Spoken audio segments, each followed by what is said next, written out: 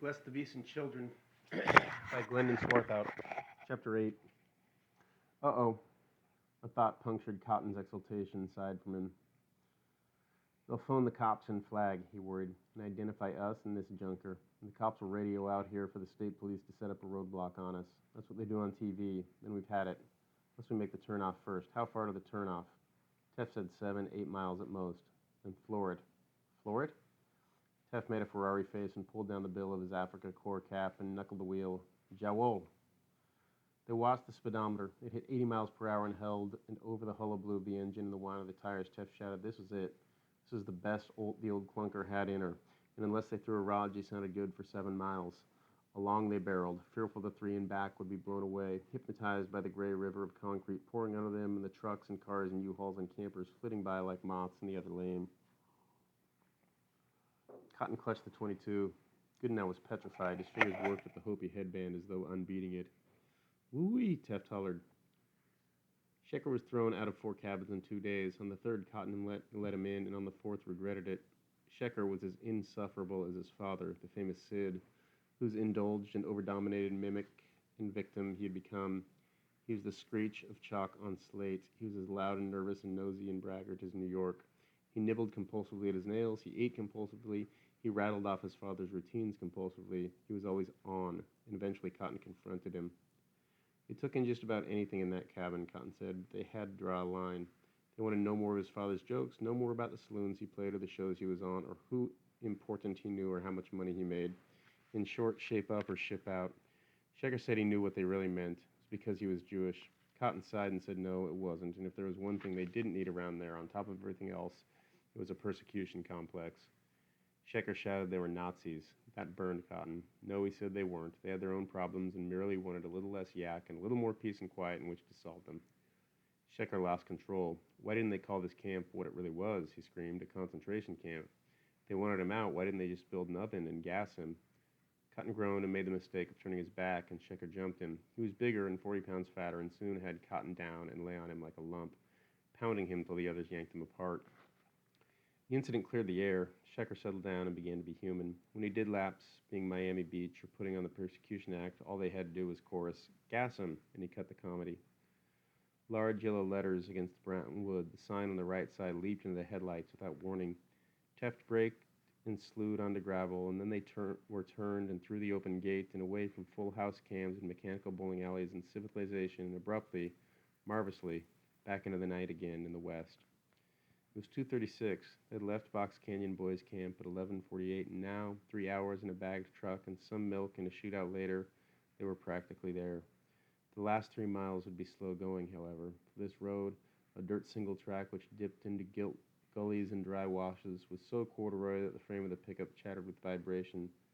The sensation here was one of breadth and elevation and the triviality of their vehicle, which, like some quadruped insect, explored the brow of the sleeping earth, filling with the antenna of its headlights for something edible and finding only scrub oak and salt cedar in the manzanita bush.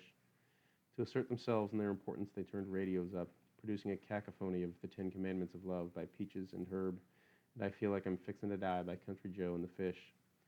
They had descended into a dry wash and across a wooden bridge and were grinding over the far lip when the engine sputtered. It was Shecker's lousy personality, though, that goaded the bedwetters into their first feat. Fourth week of camp, a movie played, Prescott Drive-In, which they wanted painfully to see. It was The Professionals, starring Burt Lancaster and Lee Marvin.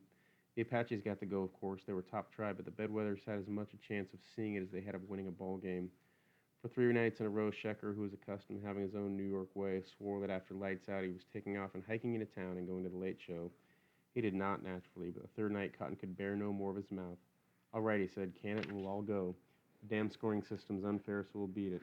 And they did. After Wheaties was asleep, they dressed, slipped down to the corral, saddled up, led horses out of camp, and rode the 2 miles to the drive-in entrance at the edge of Prescott.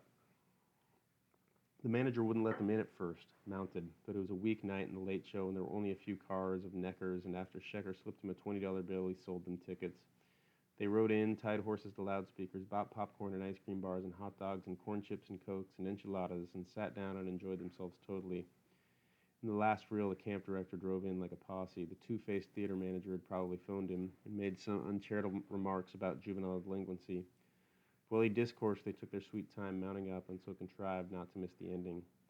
Back at camp, the director warned them, pull a similar stunt and you'd expel them. The bedwetters listened and looked at each other like Lancaster and Lee Marvin. Teft floored it and pumped the hand choke. The engine responded and they bumped another 100 yards, but no further. It conked out again, this time with the last carburetor gasp. Front and back they just sat. The six just sat there. Don't anybody say it, Teft said. No one did. Don't even think it, but everyone was. Maybe the wires come unclipped, he said.